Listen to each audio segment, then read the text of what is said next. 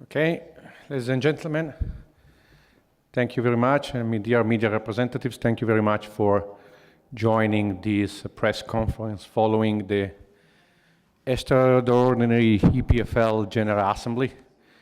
It's been a quite important day for the PFL and for our member leagues. This press conference will be live streamed, so we can ask you when there will be a session for question, if you can raise your hands, present yourself and your organization, and also put the button of the microphone so that everything is going to be fully covered. So after this very brief introduction, I would like to give the floor to our chairman, Lars Christer Olsson, that he will report to you about the outcome of today's assembly. Thank you. Thank you very much, Alberto, and welcome to this press conference. As you know, we have had an extraordinary General Assembly today, which actually was called, and we decided on that on our last General Assembly in Porto, to set a deadline for the negotiations between EPFL and UEFA, trying to find and finalize and agree on the text of the new Memorandum of Understanding. And we have been negotiating thoroughly since that meeting in Porto, and actually 2 days ago we finalized the last dot in the text. So we now have an agreement for the future cooperation. And the General Assembly today took a unanimous decision to give the board the mandate to continue finalizing the agreement and to sign this agreement with UEFA. So it means that all the necessary decisions are made on behalf of the leagues, and now it is subject to ratification in September by the UEFA Extraordinary Congress. And the reason for that is that there is a need for changes in the UEFA statutes to be able to accommodate what we have agreed. And that means in practice that we have made an agreement which is covering the way the international calendar is going to be established and respected. We have made an agreement which means that from now on, or from the date the agreement is signed, EPFL has got proper recognition by UEFA and also full membership in the important decision-making bodies of UEFA, which is including the Executive Committee and those relevant committees in the UEFA structures. So we are very happy with the outcome. Of course, we have to deliver something to UEFA, and that is, of course, especially the agreement that we are going to work jointly and cooperate in the development of the professional club football in Europe in many different ways,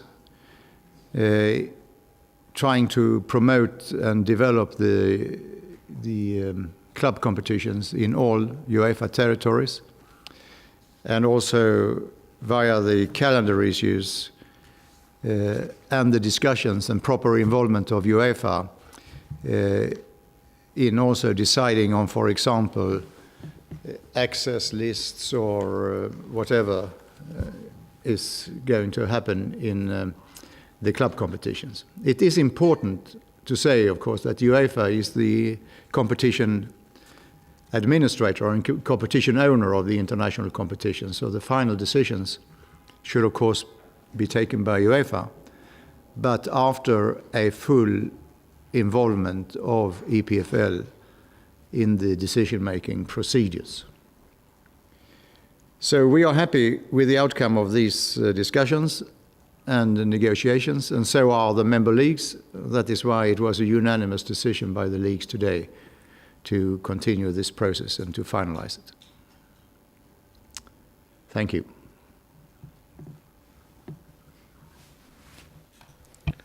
So, Georg Pangel, if you want to add something, thank you. Yeah, for me as a General Secretary, this means the start of a new era for EPFL and for the leagues and of course for European football. I can tell you that today, exactly today, on the 6th of June 2005, 12 years ago, I was signing the constitution of EPFL in London at Lancaster House as the CEO of the Austrian League. And that time, times were different and difficult, and I had a vision. And although the situation was very difficult, it came true that we now achieved, as the chairman said already, after hard work and a lot of efforts and a united board of directors, an excellent negotiation group with Lars-Christer Olsen in the chair, and of course united leagues, European leagues, that we achieved this agreement. And that's why I'm really proud. And I have to tell you, 3 years ago, I changed side. Before I was General Secretary of the Austrian League or CEO, 3 years ago I became a General Secretary of EPFL. And if you had told me that time that we achieve this list and this result, I would have been very happy and would have said this is a wish for Easter and Christmas together. But again, with a professional approach of all involved, including UEFA and our main contacts at UEFA, we achieved it. So.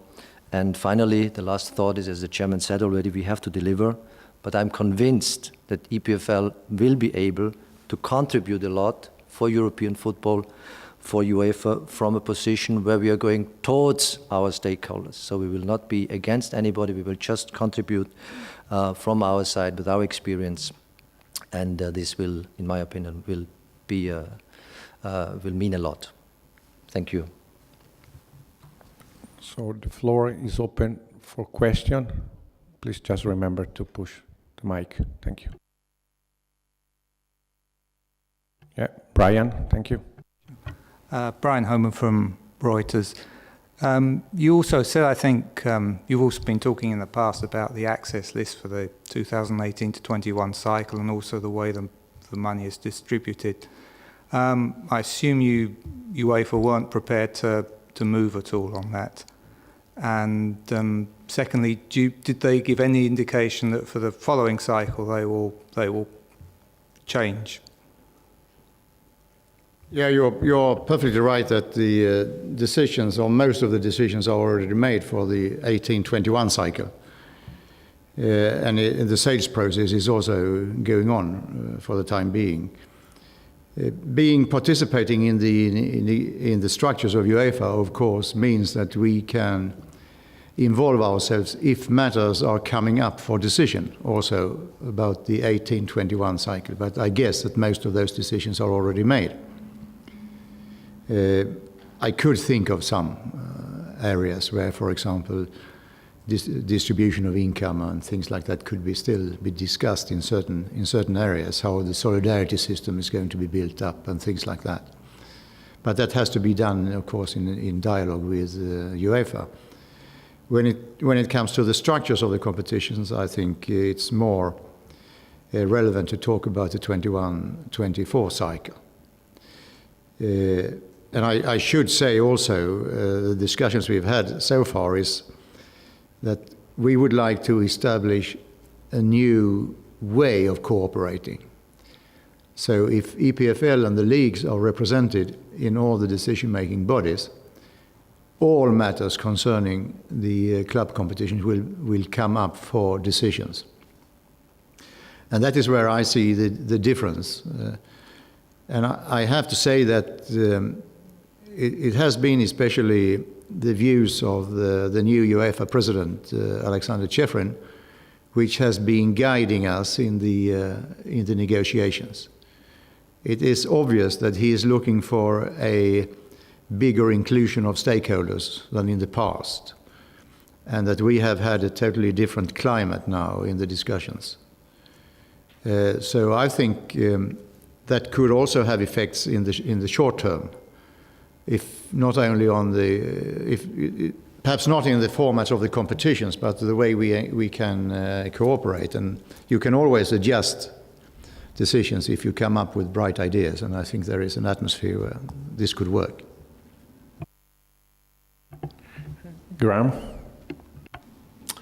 Graham Dunbar from the Associated Press. Looking ahead to 21-24 as being the next area of discussion, one potential problem seems to be Saturday evening fixtures in the Champions League, which seems like UEFA want, or certainly some parts of the clubs want. A problem, obviously, with French, Spanish and Italian leagues. Do you foresee that as being the main problem, and do you have flexibility with your members to discuss that? Unfortunately, I can say that this is exactly one of the items we have solved in this agreement, because we have agreed on how the international calendar should be treated. And the way we have agreed is that the current calendar is the starting point for all changes in the future. And if there is going to be a change in the international calendar in the future, and there are no Saturday evening matches now in the international calendar, as you know, it's only the final for the Champions League. If there is going to be any changes in the calendar in the future, it has to be in agreement with EPFL. And if there is no agreement, there will be no changes in the calendar. So I see that as an opinion from UEFA saying that we are going to stick to the current principles for a calendar, which means, as far as I can understand and believe, that there are international club matches should be played midweeks, except for the final, also in the future.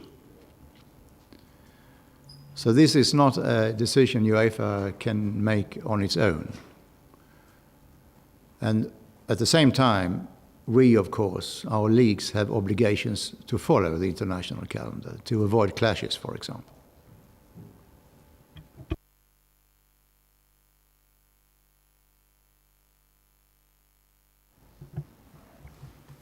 Any additional question from Eric? Were you officially informed of this possibility by UEFA, of these Saturday games? Sorry, I didn't understand the question properly. Was EPFL officially informed by UEFA of this possibility of having some Champions League game on Saturday night or Saturday afternoon? No. When it comes to the calendar issues and to the competitions, I think there have been a lot of rumors around in the market, we can call it, and individual clubs have had opinions and individual leagues have had opinions. There has not been any discussion at all in any attempt to change the current calendar. No official requests for Saturday matches at all, because on the contrary, we have agreed that the current calendar is the starting point for any new competition or any new format of the competition.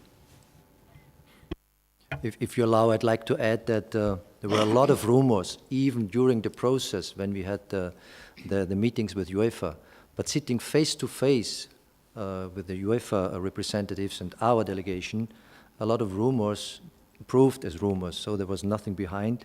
And what I would like to add is that even some bilateral meetings of the UEFA president, Mr. Ceferin, with our Premier League chairman, Richard Scudamore, or with La Liga president, Mr. Tebas, they met face to face, and a lot of misunderstandings and rumors could have been clarified. So this personal discussion and this personal approach was another key element, and not to rely on rumors created by third parties.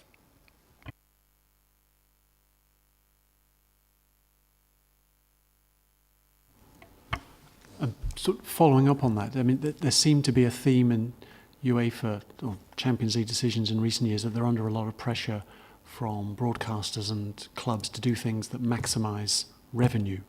Do you feel like you're standing for football values, maybe looking for a balance from UEFA between maximising revenue and doing what's good for football at lower levels as well. Yeah, sometimes there are different opinions what's good for football, but I think I think we have a common understanding between UEFA and EPFL at this point, because we have agreed. It's also written in the agreement that we are both going to work for developing and enhancing the competitive balance in the international competitions, which means UEFA competitions, and also in domestic competitions.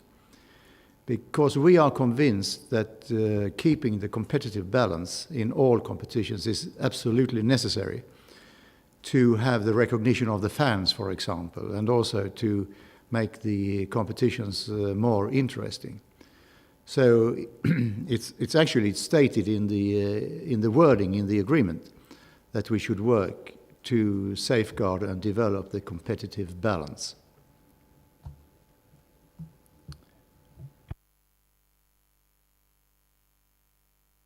Yeah, Graham again. Please. Yeah, the ECA have got regarding your access to UEFA committees. Your ECA had originally had 2 observer members of the UEFA Exco, and that became full voting rights. Do you hope to get 1 or 2 places, and would that be with full voting status? We have not specified the number of representatives we are going to have in the different bodies. What we have specified is that it should be full membership, which means members with voting rights, for example, and not the role of observers.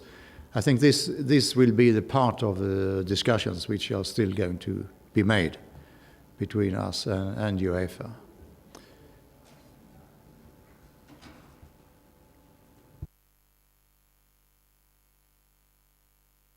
But the leagues will be represented in various committees, including on top.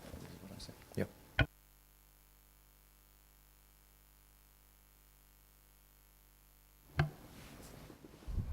Okay, one last question, if any, from the floor. Graham again. You know we are proactive. Yeah. How would you describe the relations between EPFL and ECA? I mean, ECA has obviously been very influential in recent years. Do you feel like you're working with them, against them sometimes, or how have you had more talks with Mr. Rummenigge and Mr. Agnelli in recent weeks as well? No, we have had no talks with ECA representatives in the last period of the negotiations. But I think we have good relations. I think, and all the members of the ECA are members of our leagues. So I think there is a permanent discussion between league representatives and clubs being also members of ECA. So I think there has been no major change in the relationship to ECA compared to before. We are both seen by UEFA as important stakeholders, which means that we are now sitting around the same table, and this is where we should discuss the matters. And of course, sometimes we will be on one side and the ECA on another side, but that's only part of the preparations for good decisions.